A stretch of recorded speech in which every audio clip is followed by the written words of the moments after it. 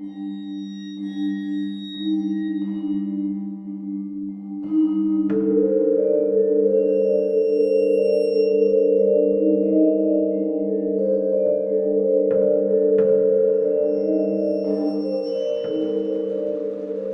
hello, and welcome to Al Dente Rigamortis. I'm Review Cultist.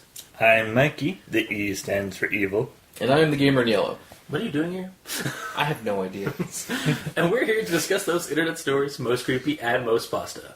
And be critically silly doing it. Tonight we don't talk about Sarah. We don't talk about Sarah, guys.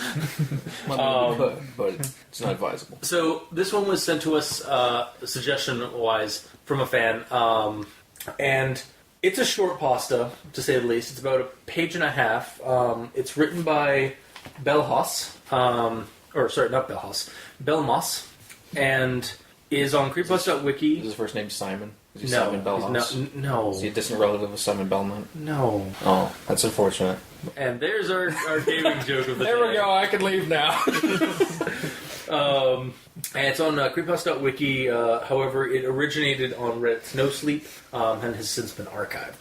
You can also check out Creeps McPasta's reading of it on YouTube, as well as many other readings. And yeah, we'll kind of dive into this one. So it's this girl wants a baby sister, and her parents. It's like, what? It's never stated that it's a girl. It's left to assumption that it's because it's like... that's true. Well, whatever. For my view of it, I figured it was a girl because she's like, I'm going to split my toys up. These are hers and these are mine. Why would a girl, or why would a boy split up his toys for his kid sister? It's like, here's some Power Rangers. And the kid sister's like, no. Although maybe that's why the kid wasn't really interested in them. And totally not for the other reason than the story. Anyway, either way, it isn't stated the gender or age of the person who's selling this. Yeah, Or the name of the protagonist. Let's get that out of the way. Okay, yeah, so right off the bat. So the character, our narrator, I guess is recalling the events around why they don't talk about Sarah anymore. Her name is older sister. Yeah, older sister, older sibling, wants a sister, but her parents say that's not how that works. And then one day though, they come home with Sarah, and it's the happiest day of this kid's life. And so she cries a lot initially, so much so sometimes that the dad has to take her down to the basement because it's soundproofed and they don't want to wake the neighbors and stuff. And she stayed in the parents' bed, and they locked the door so that that our narrator couldn't go in and join them because she really wanted to be part of the family, or wanted to kind of be with her sister. And eventually, though, after a month or so, she was put into the crib. In the room with the narrator, and so she just want to watch her and try and play with her a little bit with giving her toys and stuff like that. Also, she'd label the toys that were hers and the toys that were the sisters. Although the Sarah never really liked the toy or never really had interest in the toys, and would actually just bang on the windows when they walked over there, and she'd just kind of draw with these special crayons they had. I think the narrator was drawing. Yeah. Sarah was just kind of hitting shit. Yeah, exactly. She was just not really. She wouldn't really do much while they were in the being playroom. a baby. Yeah, she was just being a baby. And eventually, there's a sad times happen where and then school started up, but Sarah wasn't allowed there because she's a baby. Yeah, she's a baby. Mm-hmm. The narrator would come home with drawings and stuff like that, and give it to the dad, and the dad would take it to his office and stuff. And it was all happy-dory, hunky-dory stuff. And then one day she came home, and her mom was sad and smoking a cigarette. And Sarah was nowhere to be found. And then when she asked, the mom started crying because Sarah had gone away somewhere, and somewhere that they couldn't follow. And so they all got really sad and crying. And then after that, everything that every trace of Sarah in the house got basically taken away. Mm-hmm. All so the labels got ripped off. Yeah, all the labels got ripped off of the toys, and the ones that she'd find would make her sad. And if her dad found them, he'd get really mad. Yeah, she was hiding the labels, but just not even just by accident, really, just kind of collecting them. And It sounded like it was kind of purposeful. But anyways. I mean, well, that's what it said in the story, like unconsciously collecting them. Okay. And the dad would find them this collection and get like angry, and she got mad at her dad for like taking Sarah away or like not wanting to talk about Sarah, and the mom was like, "Oh no, it's for the best," and so that. So anyway, a little bit while goes by, I guess. Some time passes, and they're shopping in Thorntown, like I guess a neighboring town or something, and they go to the post office, and that's where she sees Sarah again, and she's on a poster on the wall, and except they've got the name wrong. It's Shannon. And so she starts talking to her mom about it, and the mom gets kind of like flustered and like apologizes to the post office person, and then yanks her outside basically, and like trying to stop her from talking about Sarah because by it's so slapping painful. her. And eventually, slaps her, and says that like she's going to be in real big trouble when Dad finds out. And even though she apologized, she still went up. She got sent to her room without dinner or anything like that for the rest of the night. And that night, while she was sleeping or while she was in her bed, she heard her parents talking, getting louder. Eventually, somebody was like rummaging through the drawers in the kitchen and like stomping up the stairs to her room. And she heard her mom from downstairs, "Don't you dare!" And then I guess the father stopped just short of her room before going back downstairs.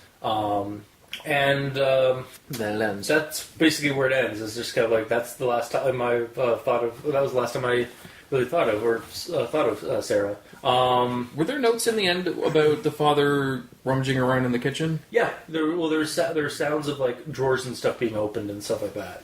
I don't recall that part.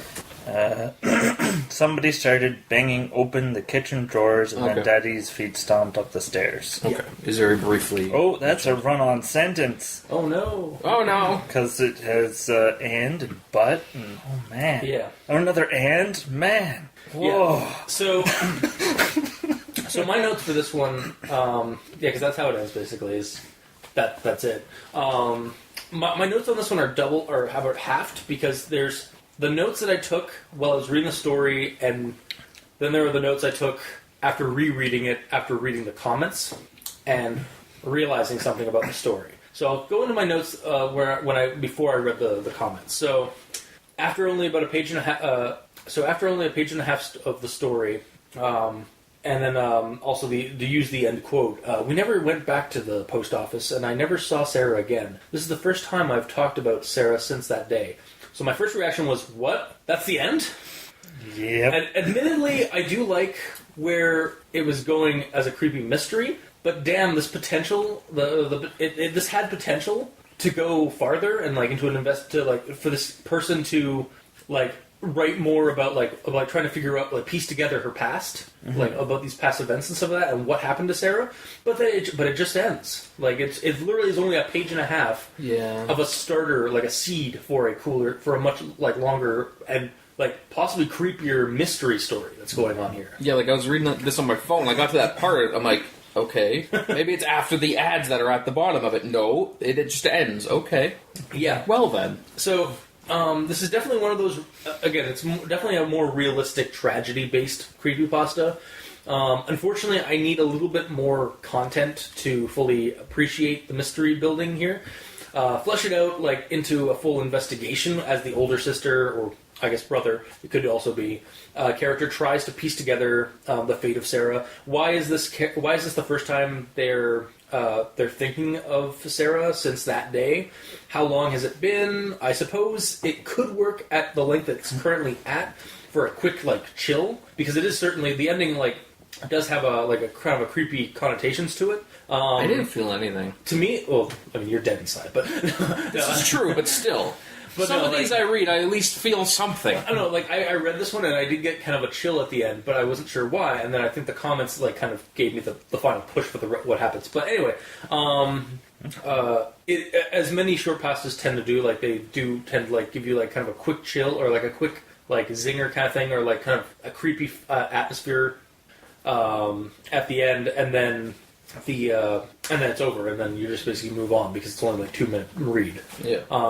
Which I think this one actually clocks in about most of the readings I saw online clocked in about 4 or 6 minutes. I did. But if you took it over, if you look it over and think on it like we're doing here, I want more in this of the story, like that it's really providing for me. Like I want there to be more of an investigation. Like I know it's not necessary. Well, I don't know. Like it is. I feel like it could be. I can tell you right now, the father killed Sarah. Well, yeah, but I mean, investigation over.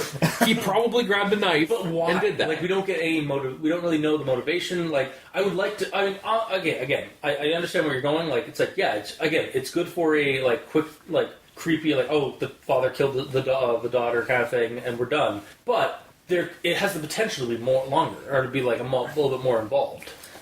Yes and no. No? Okay. The reason why I say that is because of the fact that you have to realize what the author was going for. Mm-hmm.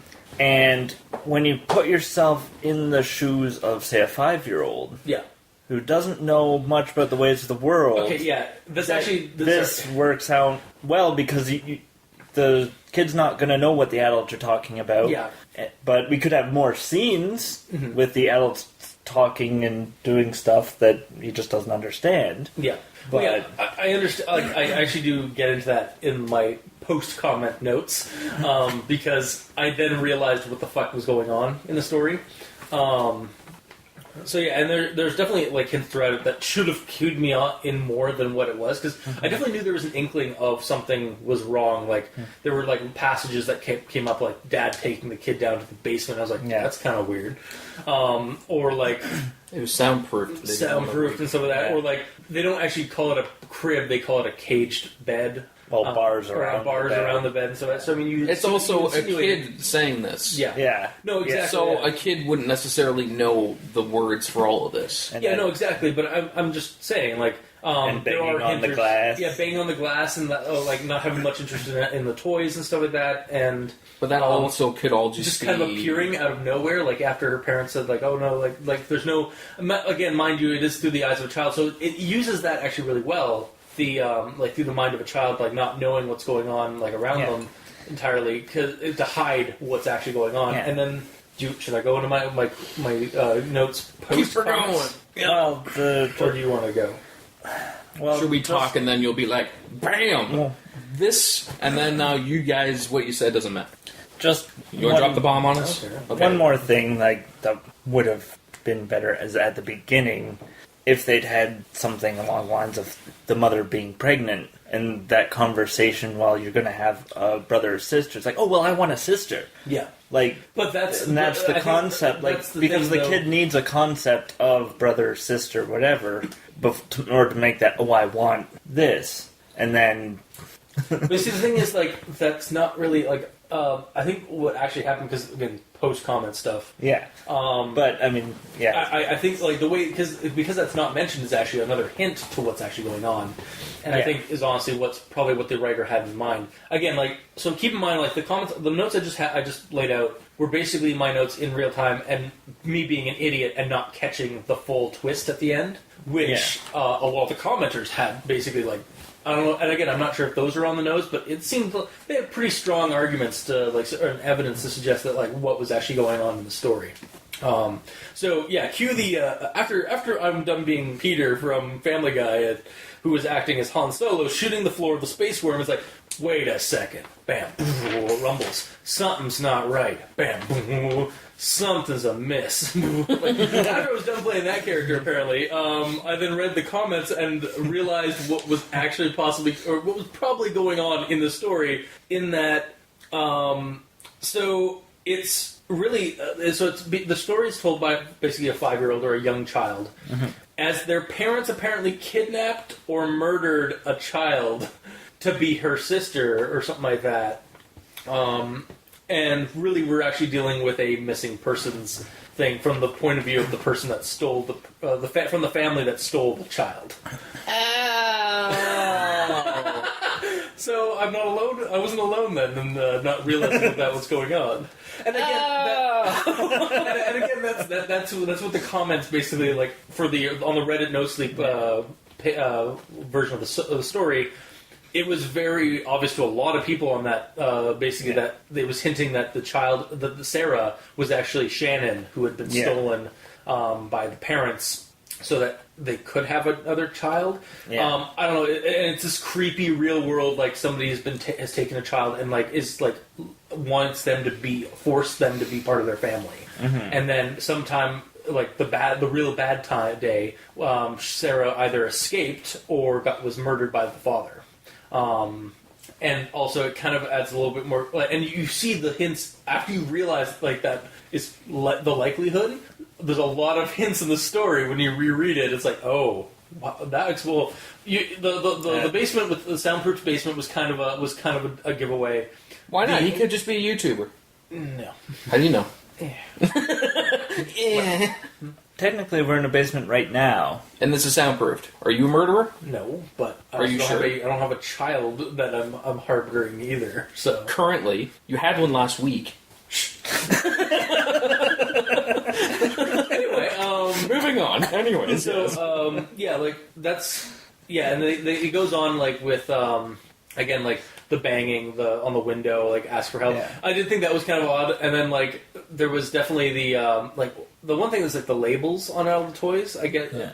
I've actually I think I remember actually seeing something like that or like some kind of behavior like that on like an not CIA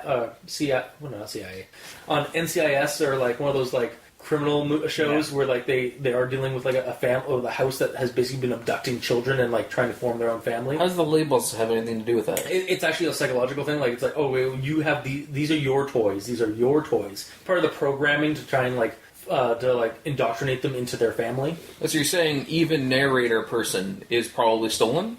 Possibly. That was actually one of the theories that people had. I don't. It could go, for me. It could go either way. That like either she is a previously she's an indoctrinated like child of this creepy couple, or that she is just their kid. I'm gonna go with they're just the kid. Yeah. Because of the fact that they go to school. Yeah. No, I'm inclined to go with that one as well because of that.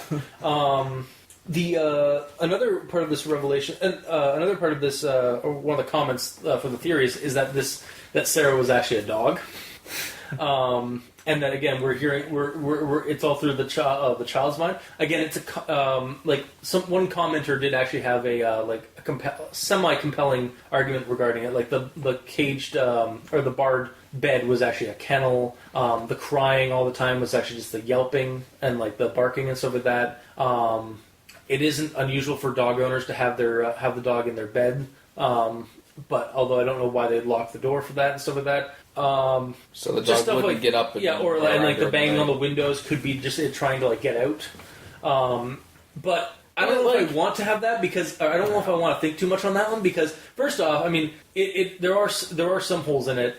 And at the same time, also, I hate to say this, but I'd rather have it be a child than a dog, because dogs are sad. That's just even sadder to me. That's just the way humanity is. We'd rather see our fellow man die than a helpless animal. Yeah. And that says a lot about the human race. Well, I understand it, at least. It's because, like, a dog is just, like, it doesn't deserve it. Yeah. Where a person could be a bad person. But, I mean, the child, at the same time, though, the child does not deserve this either. No, not at all. But it's like, okay, child murder's never good. No, that's true. But, like, I think we can all agree. Yes, child murder is bad. It turns you into a Sith. It's fine. But yeah, it's weird. Yeah. Also, the other two things I have, right before I go to my last thing, so Shannon, I actually did look up, because there were some name drops of like places in this one, like the Sugar Creek Elementary School and Thorntown. Mm-hmm. I looked up Thorntown and found Thorntown, Indiana, which is actually right next to Sugar Creek. Okay. So, and then I looked up missing children in Thorntown and found Shannon Sherrill, and who went missing in 1986 in Thorntown, Indiana. So I was like, oh. Well, that could just be a coincidence. Maybe. The writer could have just picked a random name, and there just happened to be someone that was missing. Yeah, I mean, over the entire span of that town's life. That there's just happened to be a Shannon. There could be a Dave that was missing in that town. It might just be influence. Like, they decided to write the story based on that. Yeah. I don't know, maybe. Yeah, so I did think that was an interesting thing, like, because I looked it up, and again, like, it's part of the nature of, like, when you read a creepypasta and they name drop something, you want to see if that's an actual place. But yeah, so, yeah, that was an interesting inkling, and again, like it could be nothing, but I just thought that like the one when I googled missing children in Thorntown, Indiana, I got a Shannon, and I was like, oh, all right. So yeah, it could be inspiration, it could not be. Only really the authors would know, and if they would like to talk, like send us a message for confirmation by all means, because I think that would be cool to find out if that was the case or not, and if we are wrong, whatever.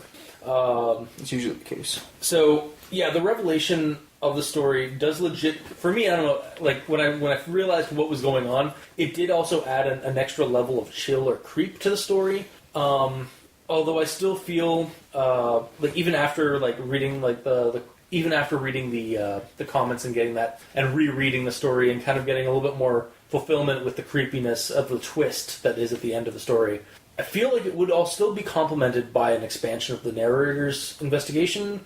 But the story's current length is still actually kind of works now that you know that there's a twist to it. Mm-hmm. I just wish I was smart enough to realize that prior to going to my notes. Yeah, prior to the end. And so, did you notice that at all, Mikey, or no? I figured something was up at the post office. Yeah, but did you know it would be like the whole stolen child thing? Well, I thought about it, but then I was like, that's a stupid. That's a stupid. Yeah, that's a good explanation. The first thing I thought of is like just the kid saw another kid that looked like that kid, then the mother's like, no, because she's trying to hide that the father murdered the other kid. Yeah, no, that's what I came to originally. Yeah, and then but like the more like I read the comments, and so I think that I honestly if the story doesn't get like regardless of like my feelings about the story getting an expansion, the story actually does kind of I think is complemented by the comments or by the speculation of its readers underneath. Like I'll agree with that, because coming in here I was like, what am I going to say about this? Yeah, because nothing happens. And then you drop the mic on me. I'm like, oh, now it actually makes sense. Yeah, but that's my problem. And that was my and like that was my like thing. Like apparently 2 out of 3 people are idiots on the show. 3 out of 3. He had an idea, but he didn't roll with it. He just we all had an inkling. I think we all had an inkling that like the father was the suspect of some kind, of like the murderer. Everyone knows that the father was the murderer. No. What were you think? What did you think? My theory is that the protagonist is the murderer. Okay, explain. Well, during the night, when the baby is in the crib, he gives the kid toys through the bars. Yeah. Small toys. Oh, choking hazard, or choke or bowel issue. Yeah. So you think that the child now you think it was like purposeful or premeditated? What's the spacing on the bars roughly? It depends on like the cribs. Like I think it's usually about like a couple of inches. So it would have to be kind of maybe small. like 2 or 3 inches at max. And if we are going with the cage one, that it's a dog. They have to be thin enough that that a baby can't put their head through it. Yeah. And that would be too small of a toy. So I guess like about 2 inches based off of like... You're basing it on the back of that chair. Yes. I'm also trying to recall what my niece's crib was, but I can't remember. Is there one upstairs? No, it's not. Right, we can get a tape measure. And validate this. But yeah, that's a good point. Yeah, so... like, if you can go through the cage, be it a kennel or a crib, it's probably too small for the child. Yeah. Child/puppy. Although, or a kennel or like a cage, like a kennel cage or whatever for a child. Actually, that's because again, like we're reading this through the eyes of a child. Bars. Yeah, they do say bars. So, but I mean, it could be a kennel. Just saying, like, and it could be it could still be a child, and it just adds that extra level of like creepy to like the family because. I mean, those cases are barred. Some of those cases are fucked up. Yeah. Like, legitimately, some of those cases, like, if you look at the true crime versions of those, it's fucked up people. Of course. But anyway, so I'm assuming it's an actual crib, though, because it's bars, not cage. Yeah, so... But then again, it is also a child, so yeah. That was my theory that I came up with after... Was that the narrator is the kid? That it's either an actual baby for the family, or adopted, but there's no time mentioned. Just suddenly there's a kid. Yeah, and again, like, time also passes faster. Time also, I think it's the other way around. Is also kind of like it's intentionally left vague in this because it's through the eyes of a child. Yeah. For the story. Yeah. So with that in mind, they have this newborn baby. It dies because of complications of a toy. The dad is angry at the protagonist, which explains why he was in a fit of rage at the end. Yeah. Because she was bringing up because every time the protagonist mentioned Sarah, they were reminded that she died and because all of her. that. Yeah, because of her slash. It's kind of like a like unintentional like murder kind of thing. Like where like you like sure, or it's kind of like the whole theory about like having a pet dog and having the dog bite you. Yeah, you still have that dog and you still have like even though like you've had that dog for like ever, like for like several years and like you've like loved that dog, it bit you. You're always going to be concerned that it's going to bite you again. Like that kind of thing. Yeah. Or like an analogy similar to that. Like it's... So they're thinking that the child's going to like crawl up on them and like pour battery acid in their mouth while they're sleeping. It's kind of like dread or guilt about like, yeah, it was an accident the first time, but like accidents can happen twice or something like that. Or you're never going to forgive. Yeah. Like there's always going to be that like that guilt or that blame in the back of your mind, even though you like have that, even though it's your child. Mm-hmm. Mm-hmm. Yeah, I could buy that as well. I could see that as another reason, as another like theory for what's going on in the story. Mm-hmm. Yeah, because it explains why the dad only rages at the end, and the rest of the story is just fine. Although no, he does like he doesn't go. He gets angry. Like there's hints that he gets angry over the course of the story, but we never get like the full implications of that until the end. And it's stated that he doesn't destroy the drawings until after. Yeah, in fact, he like takes them and brings them to his office and stuff like that. Yeah, so that's signs of a happy home. Yeah. Although, or the delusions of a happy home, if this is actually a kidnapping case, because again, and again, I'm basing my ideas of that off of like crime shows I've watched and like ones that are based off of true crimes, but like because some of them like I've seen are like really like they have a facade of happiness, so they try to constantly keep up a facade of happiness until somebody says something the wrong thing, and then they go into a rage, like what happens at the end of this one. Mm-hmm. But. Yeah, so that is that. Okay. Is there anything else for you? Yes. Okay. Yes, there is. Oh my. One of the first thoughts that came to me after reading this is that this could very well make it a pretty good sequel or prequel to Shannon O'Bannon. I mean, Sarah O'Bannon. The story. Yeah, I am aware of what that one is. Oh, God. So, for listeners who are in the dark, and for Gamer in Yellow, who's also in the dark... Yeah, that's why I'm being quiet. What? Sarah or Shannon O'Bannon was a short creepypasta that we did for our St. Patty's episode, where a woman was put in the grave. And like had an air pipe and a bell to ring if she was alive. Mm-hmm. And at the end of that one, like the guy, one of the gravedigger or whatever came by and like heard like a voice like, "Help me! I've been trapped in here." It's like, what's your name? It's like, "I'm Sarah O'Bannon." It's like, well, I'm gonna let you stay in there because it's been 3 months and you there's no way in hell you're Sarah O'Bannon.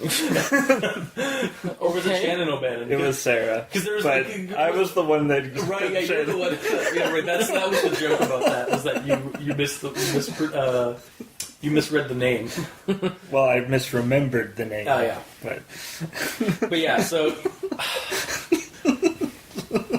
maybe in your head canon, I'd accept that. But yes, like it would need a little bit more. Like it would need some editing in order to make that tie to this. Yeah, well, it would add a supernatural twist to it. Yeah, and that. And actually, that's going to be something I'm going to ask at the end of once we're done all our thoughts on the story as it is. Regarding the nature of using real-world stuff for creepypastas. But, yeah, sorry. So, basically, if it's a sequel, then whatever was in the grave got out. Dun, dun. But if it's a prequel, then potentially we get backstory of parents making a deal with a devil of some kind to get a female child. Or in the cases of Irish folklore, a changeling. Mm-hmm. And the dad eventually snaps and kills the abomination. As one would do. And it is actually still alive. Then he snaps again at his own offspring. And then the picture in the post office still works because you're making a deal with the devil and you don't know where they get their children from. That's true. So, supernatural. So, yeah, that's a supernatural one. It's like... Or it's just a completely different story. That's the wonder of speculation and our discussion. Yeah. I'm not gonna lie. I would prefer that too, because sometimes I really don't. Because I remember reading this and I was like, oh, this is really sad. This is super tragic. Mm-hmm. I always find myself when it comes to creepypastas, I prefer I do. There are some. You shit, dude. It's coming out your nose. Ew. Get him Kleenex. Where the hell the Kleenex? Shit. There's none in sight. Shit. No. What the hell was that? We'll be right back after these messages. Just get the TV. Just grab. There should be a Kleenex box in my room. Just go, in my bathroom. Go.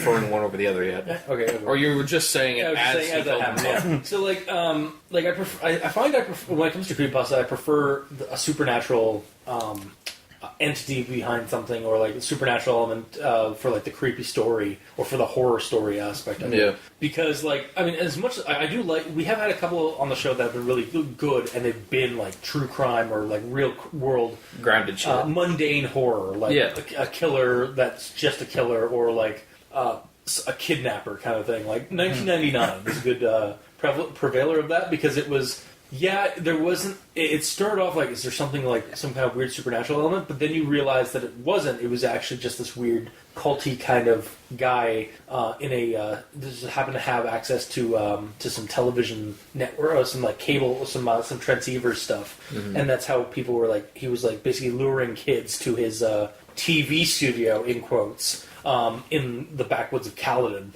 And would actually just basically sacrifice them to a bonfire. Oh, that's nice. And stuff like that. Yeah, it was a creepy. It was a very kind of real world darkness and skeevy horror. Mm-hmm. That I've literally tried. Last night, I was trying to come up with a word for it. And the best I could come up with the help of some people online, is that it's mundane horror or natural horror versus supernatural horror. Mm-hmm.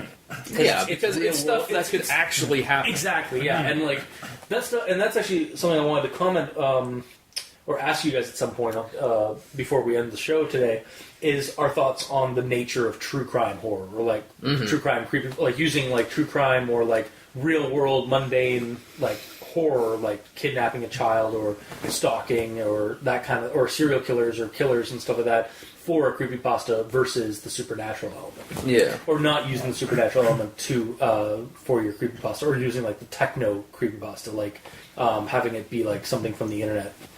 We'll talk about that after everybody's gotten all their thoughts about the story as a whole. Mm-hmm. So, Mikey, do you have anything else to go? Well, I have to point out this run-on sentence that I started reading earlier. I was gonna say, I was silently hoping you guys would get through this with no grammar Nazisms, and I was gonna be yes at the end, but no. It has to happen. It's because I had to read it, and then I noticed it, and now it has to be read again. Oh, right, that thing that I pointed out, that I made... Oh, shit, yeah, so I caused it's your own fault. No! So, somebody started banging open the kitchen drawers, and then Daddy's feet stomped up the stairs, but I heard Mommy scream, "Don't you dare!" And he stopped outside my room, then went back downstairs. I actually have that exact quote. I was reading, I was yep. Wow, that's 3 lines of just no punctuation at all. There's except for the "Don't you dare!" Oh no, wait, there's some punctuation on the sentence right before, because I actually included the sentence before. But yeah, damn. Yep. Ouch. Yep. That was. So separate that into a few sentences and be done with Well, it. yeah, like there's Like stump up the stairs, period. Then continue, right? From there. like somebody started banging on the kitchen drawers, period. No, that's way too short of a sentence. Well, and they got kind of loud. Or yeah, and they got So kind of loud. that's And then Daddy's feet stomped up the stairs. Period. Yeah. And it's like, however, or just as he was about to get to my door or something like that, I heard Mommy scream, "Don't you dare!" Or just have that start out with, "Don't you dare!" Mommy screamed. Yeah. Yeah. And he stopped outside my room and went back downstairs. Were there any typos throughout the whole thing? I didn't really Or just that one notice run-on Um. that I unfortunately pointed out? Well. You say that, but I mean, like, that's kind of a part. I know. part of the I'm show. just joking. I don't care. According to Google, Windows seat is not one word. So Okay. That's. You failed this game. So yeah, that's like the. And then there's the please at the beginning, but that's to help child. It's also. But Google says it's wrong. It's a dialogue thing. Yeah, it's a dialogue thing, so it's forgiven. Yeah, because it's in quotes. It's not like that one story we did where like they were talking. They were talking like a yokel, but in like without like as actual dialogue. It was actually the part of the story. Oh, really? Yeah. Well, if the narrator person is that kind of talky of a person, then he would, right? Because essentially you write the way that you talk. Mikey and Dr. Leviathan would have something to say against it. I personally like the flavor of that, but I can see also why you'd rather have like if it's not part of a conversation, why you wouldn't have that as a it'd be readable. I type and write the way I talk. Like I put in my A's. Yeah, I'm Canadian. I say A when I'm asking a thing, so I'll write that as well. Okay. Do you not do that? No. How dare you? Why? Because you're Canadian. Yeah, but I'm not like I don't have to stick to a mold of a stereotype. It's not a stereotype. That's actually how I talk. Yeah, but I don't think about it. I just type it out. That's my thought. The thing is with that, like, yeah, you talk like that, and that's fine for a conversation, like when you put that in quotes in the dialogue. But writing it, you want to make it as easy to understand as possible when you're reading it. Oh yeah, I know. I mean, I'm talking in regards to like texting someone. Oh yeah, or something. But if I'm writing a story, I'm sorry. Texting is so much different than I realized that halfway through this thing. But yes, texting is one thing, but writing a story, yes. But if the character is texting somebody, I could I'm fine with that as well. If the narrator who's saying it, like. A lot of these creepypastas are like, it's like campfire stories, that kind of feel. So if the narrator has that kind of dialect, he would be reciting the story in that dialect, right? Yes, and... Yes. No. Double yes. Because, well, I agree, and I've certainly read stories, like, not just creepypastas, but I've read, like, fiction that has used a drawl, like a southern drawl, or... that kind of thing, because it's being done almost as like a letter to somebody. That works, but it's all about like how you're presenting your story. And usually when you're presenting a story, it's not always first person, and you generally do want to try and like make the story as understandable as possible, because otherwise, like it's kind of you need to find a balance between the flavor of the flavor of the story versus.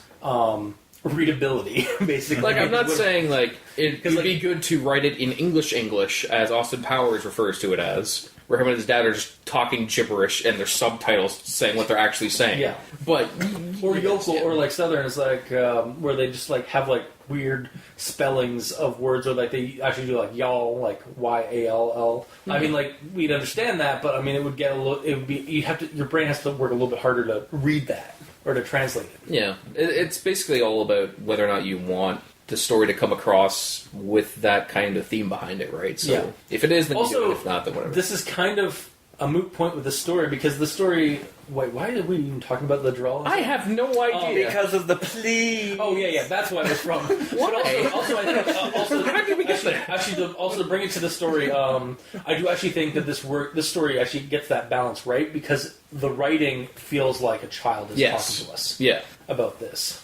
because everything's vague and it's but it's also mommy like and daddy. mommy and exactly. Yeah. Like it through that, like we get we kind of get we can understand that the person who's narrating the story is a 5-year-old or is like a 10-year-old. Yeah, without them saying the age, you get a rough age of them. Yeah, you get even though odds are in the theme of this story, this person writing it, I assume, has grown up to write this down. Yeah. Yep. But they're still writing it down as they remembered it as a kid. Yeah. So what they thought in their head as a kid. Yeah. Mm-hmm. Yeah. Or like even be more like out of story kind of thing. It's like it is probably a teen or somebody, an adult, like a young adult reading or writing the story. Yeah. And trying to emulate a child, which is they do a pretty good job with it. And without being like too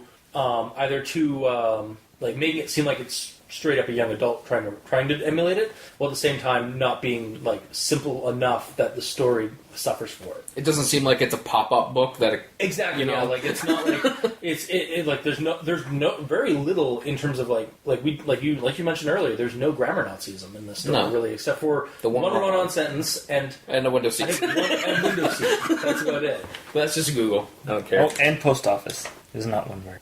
Oh no. Oh shit. Anyway, you gotta admit, Mikey, after all the ones we've done, 3 problems is not a bad idea. To be And fair, 2 of them are quote-unquote problems. To be fair, we didn't actually have these problems ready to go when we started. Exactly, sir. So that's a first.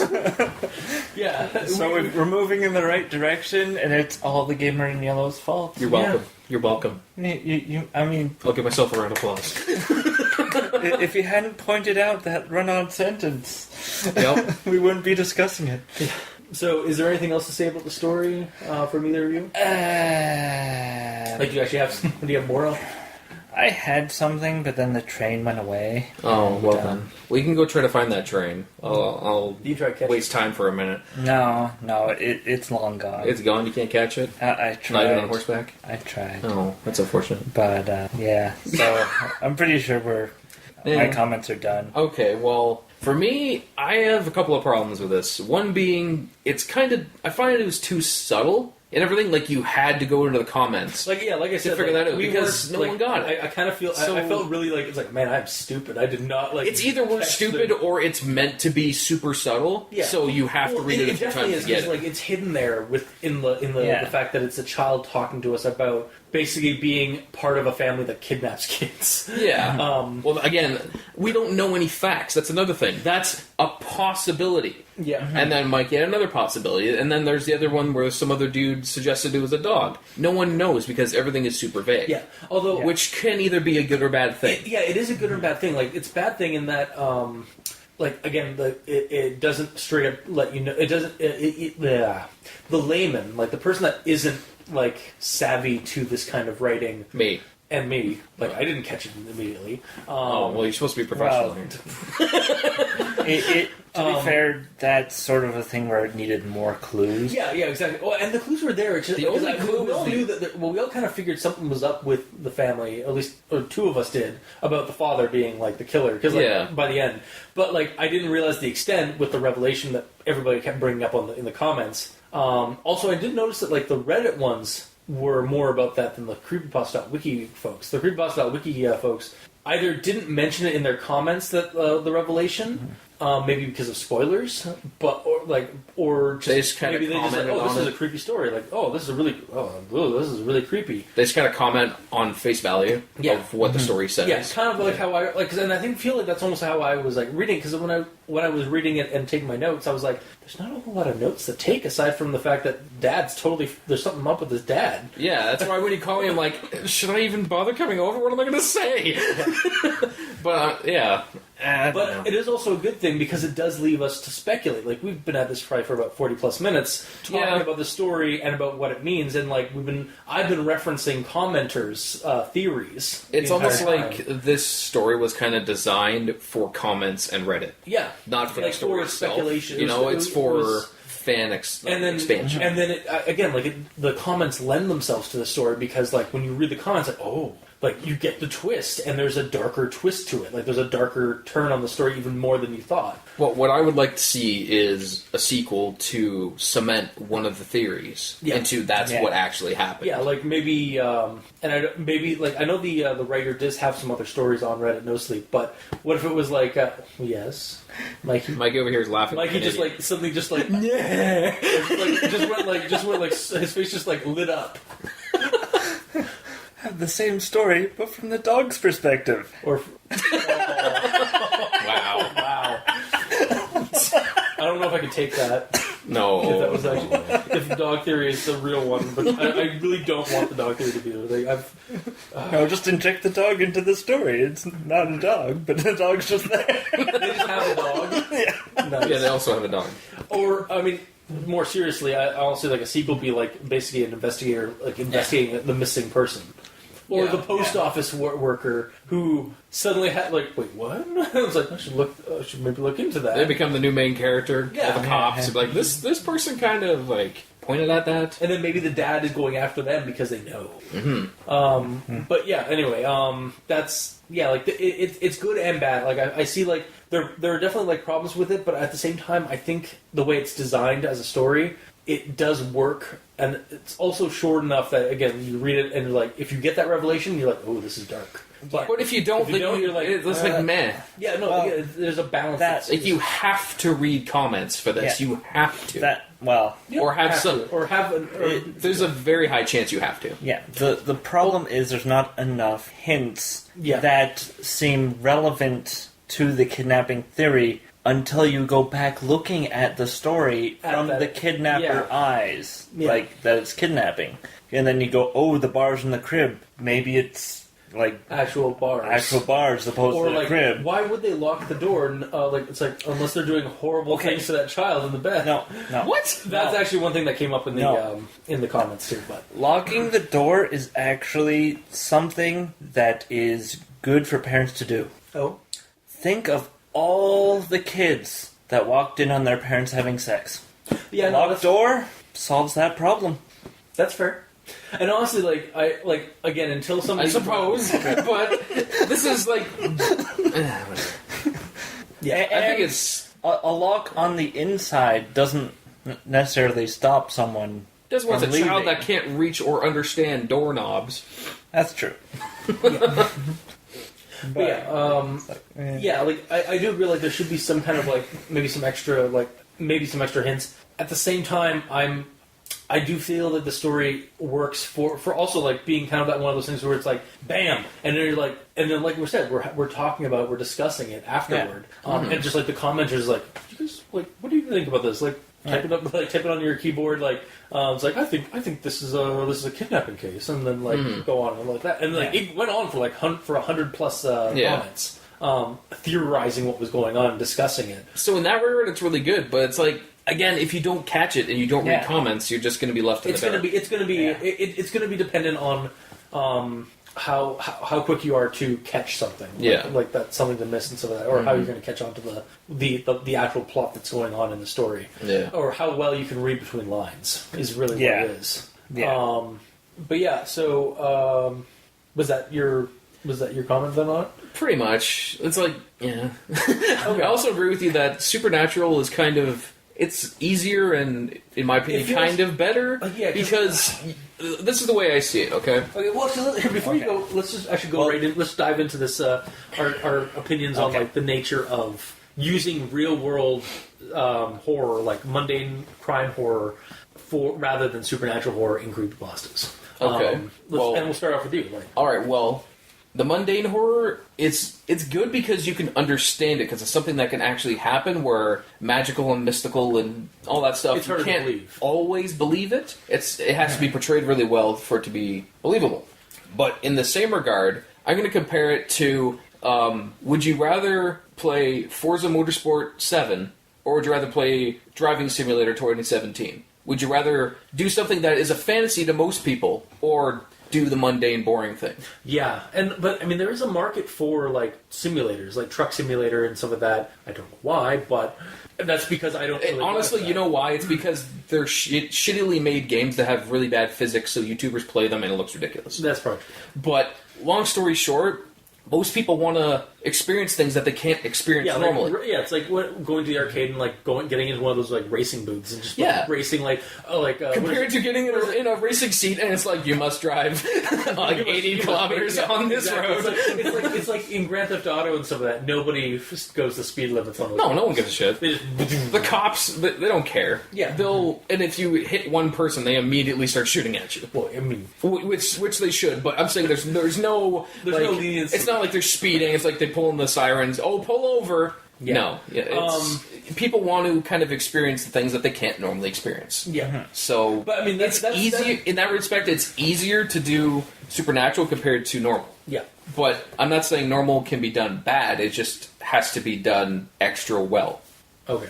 For it to be. Yeah, for me, again, I think I prefer supernatural is because like as much as when I read a creepypasta, I definitely get more creeped out from like real world stuff. I don't get as excited as I do when it comes to supernatural thing, but I definitely there's so I get the same like shock value that I get from other creepypastas, but I also get like a sense of tragedy. Like I get sad more as well because it's more real. Because it's more realistic and like it's a child being like murdered or a child being kidnapped, and you realize that and it's something that can actually happen. And like again, I'm kind of the opposite a little bit because I get more chill from something that I don't fully understand, and something like you get more of a chill from that. Yeah, because it's.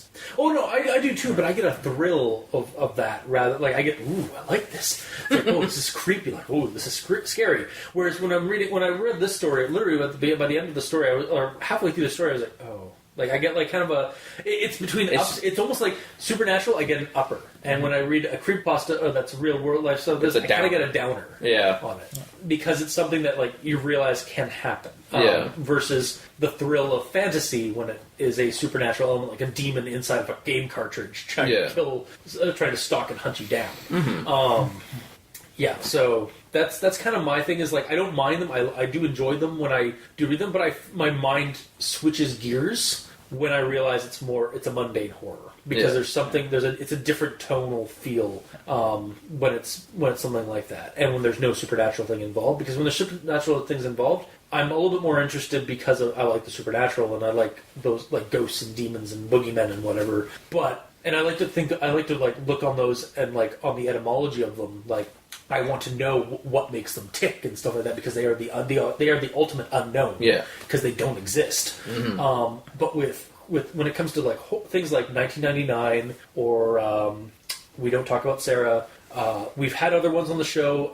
They're slipping my mind right now, but ones that use like stalkers or like killers that are just killers are like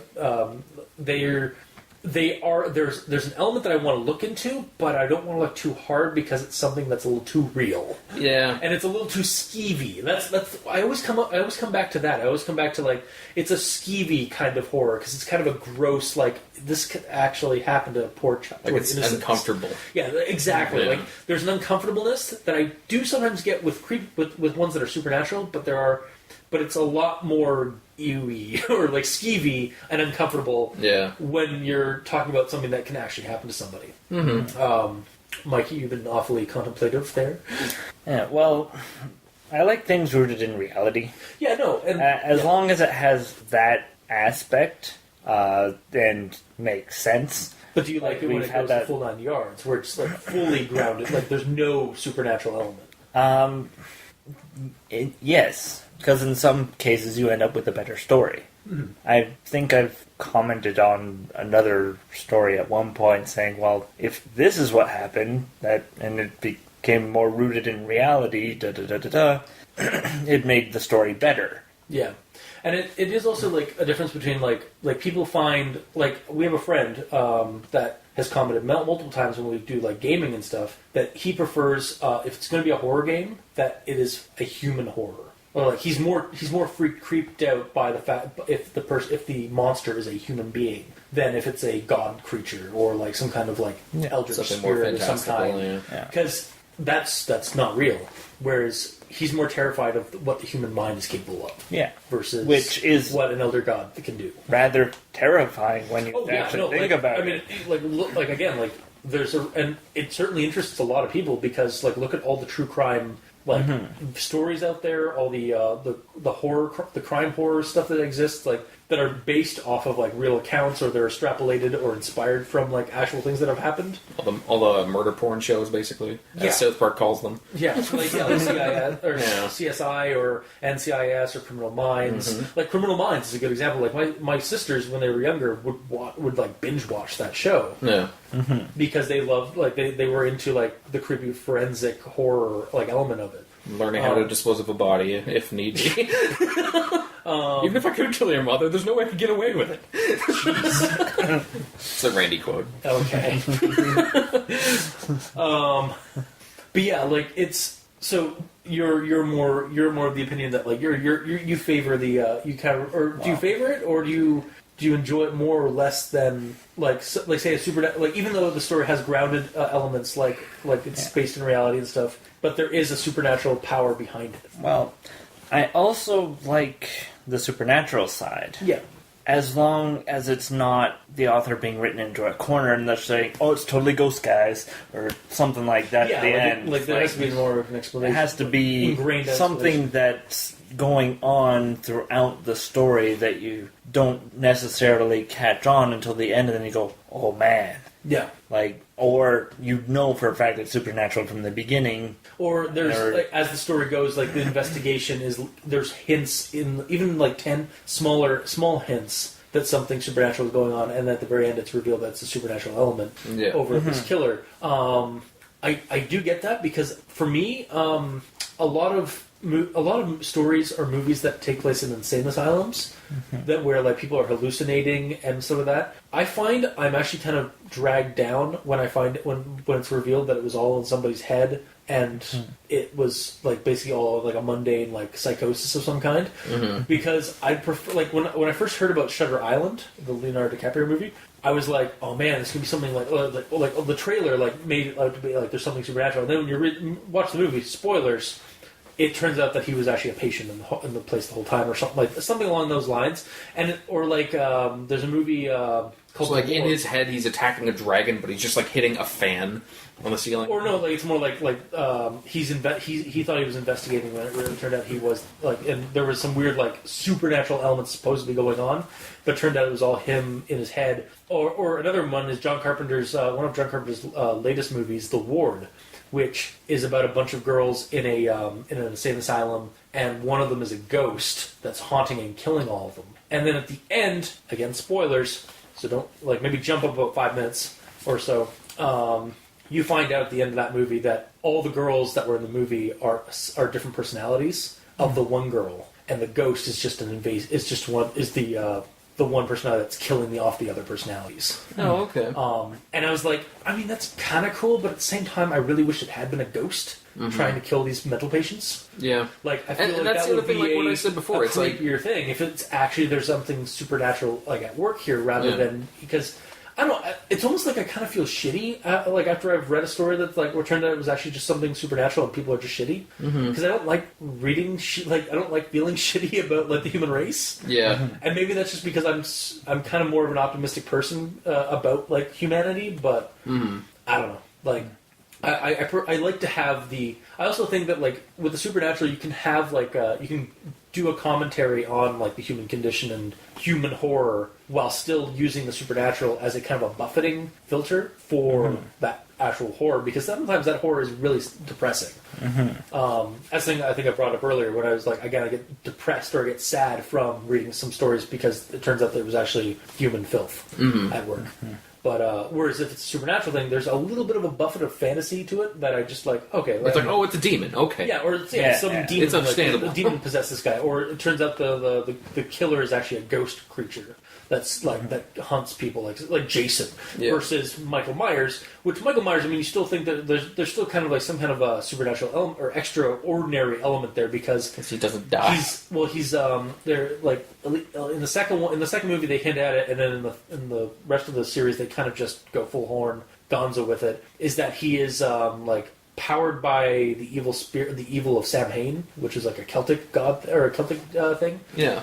So there's some kind of like element there, and I mean, even as an evil killer, like again, he's fantastical in the way he acts and moves and stuff like that because he's not human anymore. You know, it's comparing Jason Voorhees to The Shining. Actually, I believe I think it's called The Shining. The one where Jack Nicholson freaking no, because that's a huge yes, that's psychological horror. That's also psychological horror through supernatural elements as well. There are literally ghosts driving him mad in that story. Has it been that long since I've seen that? Also, apparently, I thought he was just going and killing people. No. There is actually like something like supernatural, like especially in the book. If you read Stephen King's original novel, like there's like apparently some kind of weird manta ray, like extra dimensional thing, like overshadowing the hotel, and that's what. Okay, never mind. Yeah, no, that's psychological horror that like, and that has, but that also that one's actually kind of a bad example because it does blend in supernatural with. Yeah, I didn't know, so I thought it'd be a good example. I mean, yeah, because and also like it also has like psychic powers because of the shinning. Because the what? The shinning.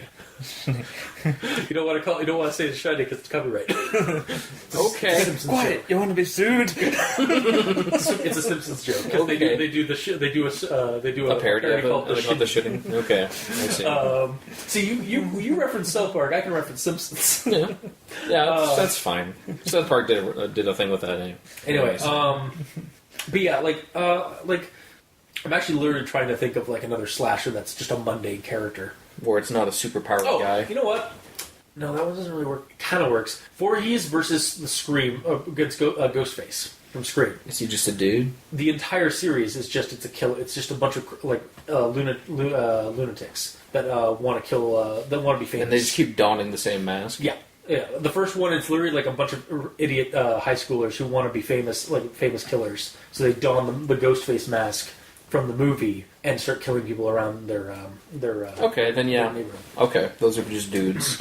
Versus Voorhees, and like it's basically like the difference between like Jason Voorhees and Scooby-Doo villains, where it turns out nothing is ever supernatural. They just always pull up. Yeah, but they at least put up the facade of something supernatural, where they're not just a dude. That's what I was explaining with the with why I don't overly like a lot of the like asylum movies. And I mean like where somebody is like in a asylum or investigating one, is that it always seems to end up that they were just a mental patient in that asylum to begin with. And nothing was supernatural, it's just all in their heads. So out of those three types, Jason Voorhees, Scooby-Doo villain, and Ghostface Man, which one do you find the most appealing? Honestly, Voorhees. Me too. Actually, it's funny because I like learning about the unknown and seeing shit that can't happen. Exactly, yeah. Like, literally, Voorhees, I think, movie 4 or 5, he gets zapped by... he's a corpse in the ground, and he gets zapped by lightning, and becomes a zombie. Yes. For the rest of the series. Like... But wait, for 4 movies, he was technically still alive the entire time? For 3 movies, because in the first movie, he wasn't the killer. Right, that's true, yeah. And actually, that's actually another thing, is like, because in the first movie, it's a mundane killer, too, actually, if you think about it. Yeah. Except that she's kind of hearing her son in her head sometimes, but that could also just be like psychosis. Yeah. But, wow, we are getting out of a tangent, but that's kind of the what were we talking about? We're discussing our opinions of like using like true crime or like real world horror versus like adding a sense of supernatural element to your creepypasta story or horror story in general. But yeah, so I guess really bottom line is that like I don't mind them. I realize that I get kind of down, like a downer like feel, or like I kind of get sad when I read real world horror more than get excited for reading horror stories that have like a supernatural element.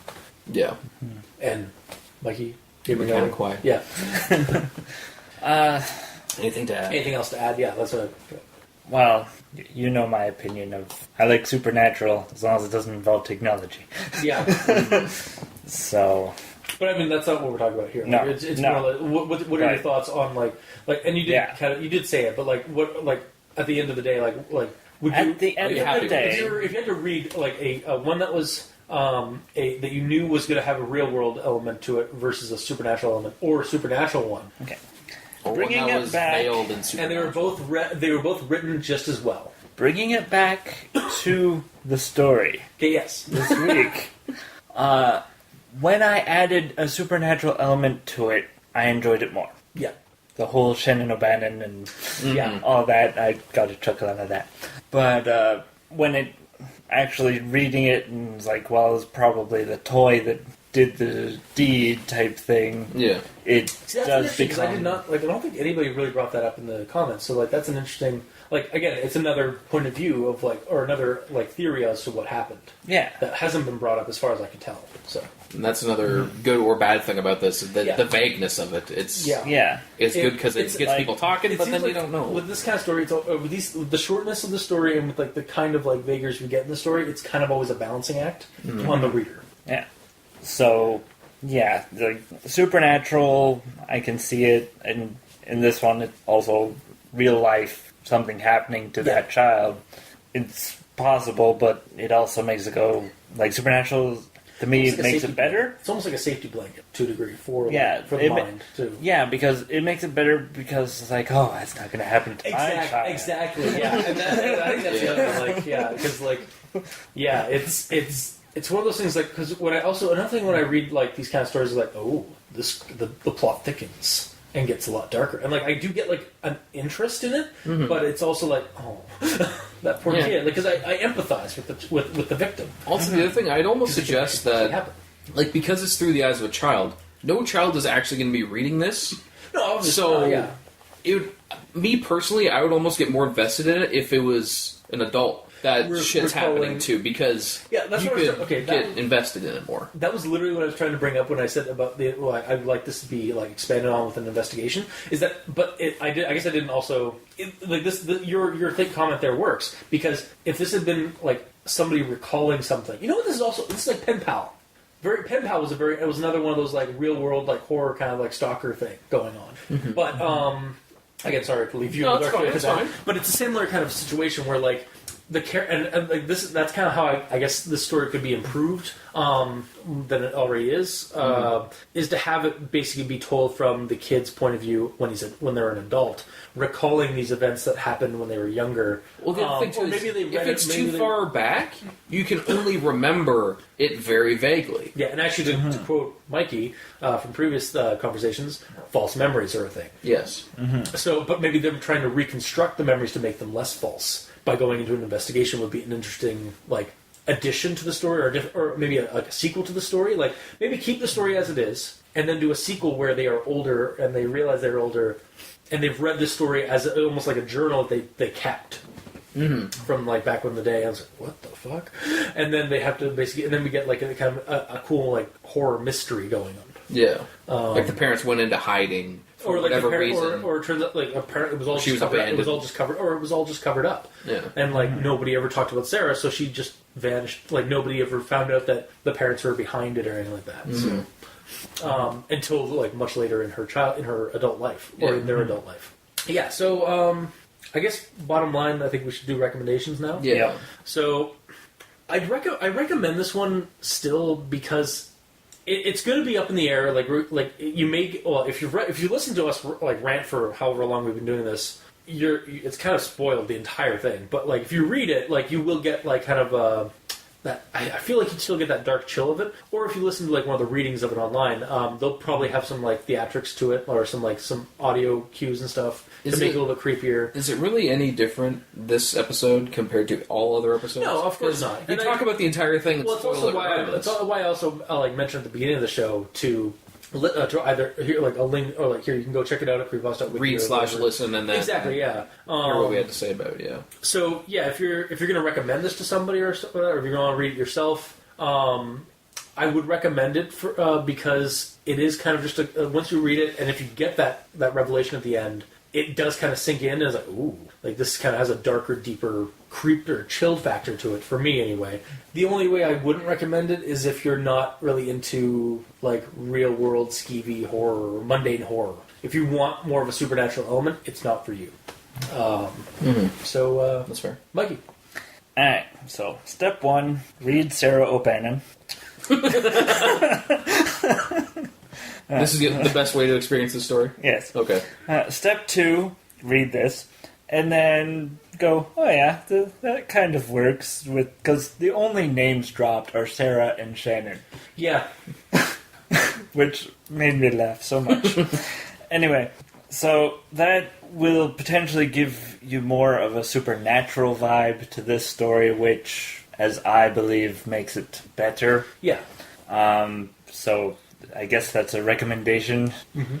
It's a So as a tie-in to that other story, you're recommending it. To something that's completely different from an anonymous author. Yes. So it could be the same person, guys. Probably not. yeah, like yeah. Let's continue. Yeah, so Basically, you'd recommend it because tangentially. well, yeah. And if you think kidnapping when you start reading, you catch the clue. Yeah. But then if you also think, oh well, the child died, it's left open of, well, was it the dad? Was it the toy? Yeah. Multiple angles, like what happened, you don't know because the protagonist was at school. Yeah. So it's a murder mystery in that regard. But you also get angry parents. So that's my take on it. Okay. So was that a recommendation then, or no? I've already I think you recommended said it. the word recommendation. All right, and then Gamer and Yellow. Like, I'm more into having some sort of supernaturalness to it, so personally, like, I didn't enjoy reading it, but that's because I'm an idiot and I didn't pick up on it. So, if you enjoy the very grounded shit, I'd recommend it, but you have to read it, you have to read the comments, you have to read Reddit, pick your favorite theory, and then reread it. That's the best way to enjoy it, honestly, from what I see. But as someone who wants kind of something kind of mystical to it, for some flavor, I'm not going to recommend it. But after the comments, it works. It's just I didn't like having to. It's not your cup of tea. I want to read the story and understand it. Yeah. I don't want to have to do research. Yeah, that's me. You want to have all the pertinent information in the story, Yes, so that you can enjoy the story. Yeah, like I would have wanted one or two clues early on that there's a child missing. Yeah. Like have a cop come to the door, knock. Yeah, like there's a kid missing. Have you seen this kid? No. Oh, okay. Yeah, Something like, other than just at the Andy, end. like that's that's Sarah's. Shut up. Just like, it's like no. Or like, Even like at the and end that was when Daddy fine. went away. But like the kid would be upstairs, so Yeah. it would be fine. But yeah, there just needs to be more. Yeah, there's a little bit. Yeah, and that's actually another thing. Like the vagaries. That there is some missing content again because it's through the eyes of a child, so they don't have all the information. Yes. It's like the unreliable observer is of narrative, which is what this is about. It's if you don't think about it and just read it, it's like, okay, that was kind of creepy. If you think on it a little bit more, you want to look more into it, and you read the Reddit comments and stuff like that. And I feel like that's actually part of the experience of the story is that you want to learn more, so you check out what everybody else is talking about. Yeah, because it does invite you to like speculate what the hell is happening. But the way I'm seeing it's a short story, so you figure it'd be, there's the story done, okay, but it's short, and then you have to do research in a couple of different sources, and then read it again. Honestly, for the story, like I think like checking out the comments is just as good, is actually part of the experience of the story. But I almost think like they should have went on more with it to justify the amount of extra research you're doing to enjoy all that work. You know, like it's too short. The base problem, which we've already talked about, is that the clues, there's not enough of them in the story itself. Like, even at the end, where you sort of get the bit of revelation with the post office, that's still not enough to solidify that's what happened. type thing because of the whole fact that, as most people reading that, they're just seeing that poster and being, oh, that's someone else when it actually isn't type thing. Like, it's remembering someone who looks similar type thing. Yeah. Like, if the mother was going into the post office and the mother noticed it and made a point to keep the kid away from looking at it, like, throughout the entire time, and then the kid wandered over there, it's like, shit, get over here. Like, trying to actually hide it, then you know there's something nefarious going on. Yeah. But it was too subtle. I don't know. I think that's also, like, that is kind of shown in, like, how flustered and, like, how worried and angry and kind of, like, upset she got when she kept bringing that up. Mm-hmm. And how, like, she, like, legit just slapped her daughter and was like, no, that's not that's not Sarah. And you also have to think about the emotional state of mind of the parents. Yeah. If they had a child and said child died, yeah, they would be grieving.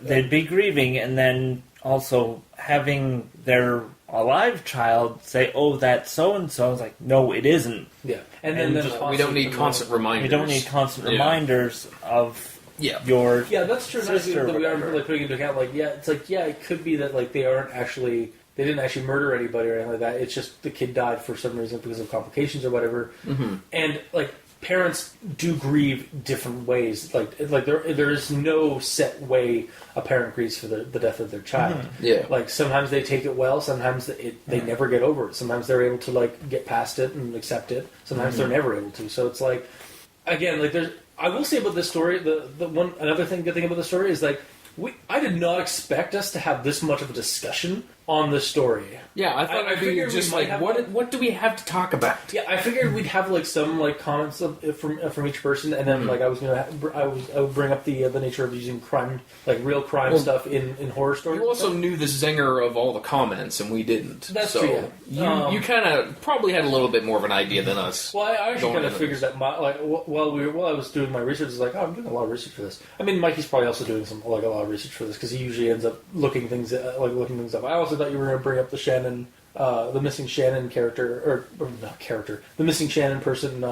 in Thorntown as well, or you were going to bring it up, but apparently not. No.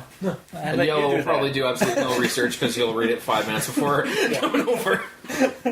But I do think like I do think the story is actually worth reading in that it will invoke like a discussion on, like, if you have you and your friends read it, it will invoke a similar discussion or a similar. It might do a similar discussion. It may just all right. Well, that was weird and that was pointless, like some people do. Mm-hmm. Or it might actually what happened here? Like what's going on in the story? Yeah. And then it asks it either forces you or it kind of invites you to talk about it afterward. Mm-hmm. And I think that as a story, like as a narrative, as a kind of for the premise of an idea or a concept, it succeeds in that because it gets in your head. Mm-hmm.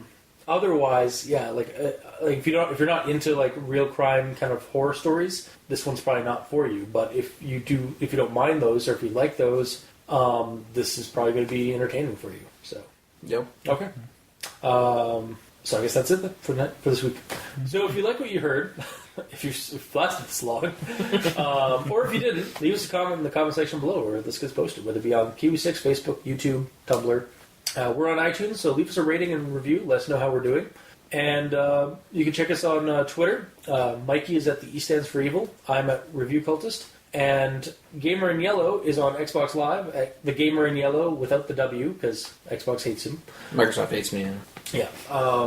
And you can check out, or you can also leave us an email at aldenterigamortis@gmail.com. That's ALDENTERIGAMORTIS@gmail.com. Where you can also leave a suggestion for other creepypastas you'd like us to discuss on the show. Or hey, if you're the author of the story and you're like, you have some comments about us, let us know your thoughts on our thoughts.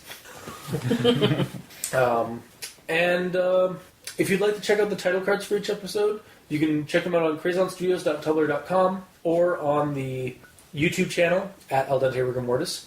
And if you'd like to support us on Patreon, go to Al Dente Rigor Mortis on Patreon and select the tier of backing you'd like to support us at. We have tiers for extra content, behind-the-scenes stuff, and early access episodes. For our patrons that are already supporting the show, thank you for keeping the lights on and for supporting our show. It means a lot. So, Until next time, I have been your host, Review Cultist. I'm Mikey. The E stands for evil. And I'm the gamer in yellow. And this has been Al Dente Rigor Mortis. Sleep well.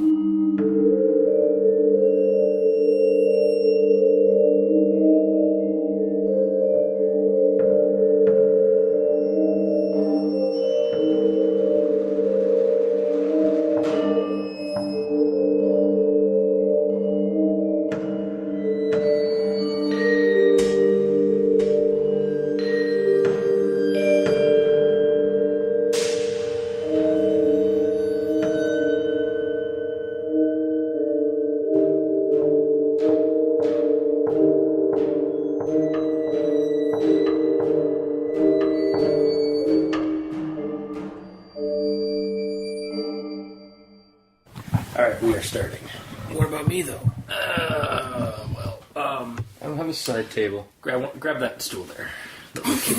That janky little pink stool? Yes. Great. Can I put on something to elevate it from? Or you can just use that. Yeah. I'm not gonna make it extra difficult. You don't have like an expert recording setup here? What kind of operations do you think I'm running here?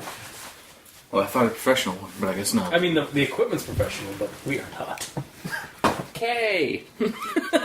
These are all like letters. I didn't know you thought that way. I didn't know you thought that way. I didn't know you thought that way. I didn't know you thought that way. I didn't know you thought that way. I didn't know you thought that way. I didn't know you thought that way. I didn't know you thought that way. I didn't know you